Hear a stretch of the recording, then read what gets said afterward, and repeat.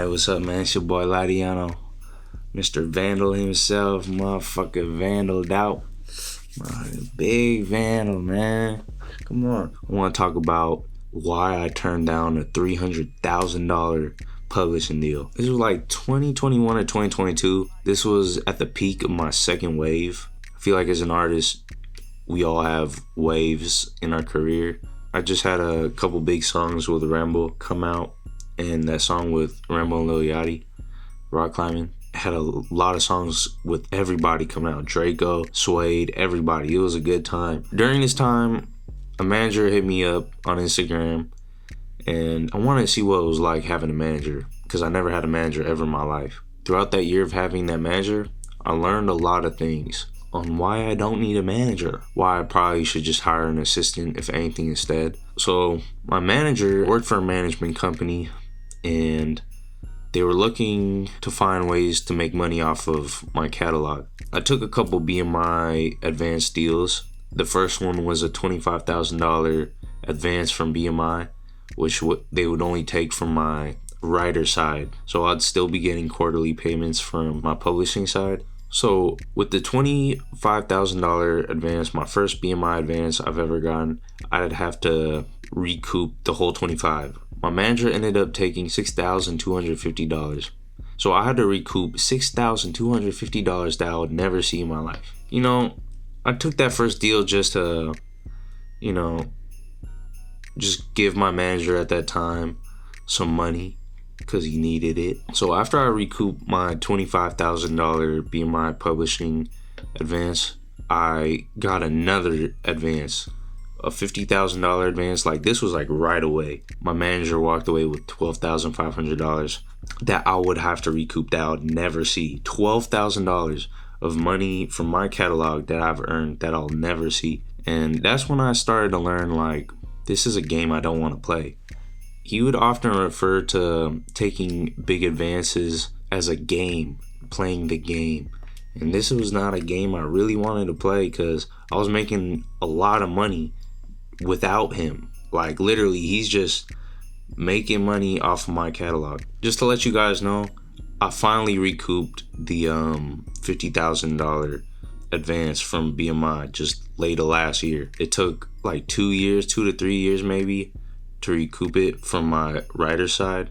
I was still getting, my publishing side, because I own my own publishing company as well. So during this time, I was looking for a pub deal because I wanted to get my music synced, like have my shit played in movies, TV shows, whatever, right?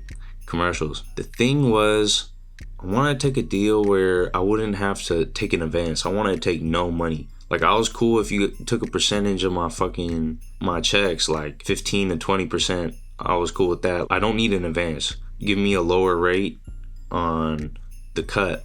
But my entertainment lawyer and my manager wouldn't really try to pursue deals like that, because obviously they're not getting fucking paid up front. They're not getting a portion of a big check. Or my manager, I would say. My entertainment lawyer is pretty cool. They wanted me to get a deal with Sony Publishing, but one of the guys working under Sony Publishing was leaving, and he started his own boutique publishing company with like a couple of his partners or whatever.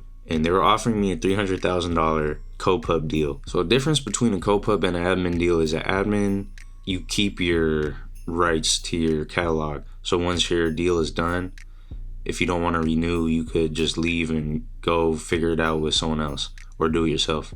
But with the co-pub deal, they'll own a percentage of your catalog for life. Anyways, this new boutique publishing company offered me a $300,000 co-pub deal. And they were showing me around studios they would be using and saying, oh, if I want to sign or whatever, I'll have access to these studios, blah, blah, blah. But at this time, I already had 2 studios of my own. I crunched the numbers, and me owning 2 studios was about the same amount as how much money they'd be taking from the $300,000, and if it's worth either going with them and using their studios and their network or whatever, the industry network, or just owning my own studios and not having a lifetime commitment to giving a portion of my catalog away forever and having to recoup a fuck ton of money.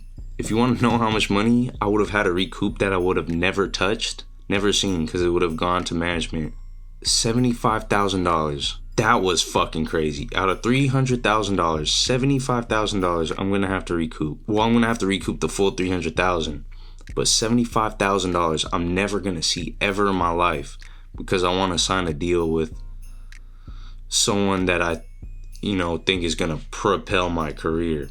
And this is kind of when I wanted to leave my management and just realized I didn't need a manager.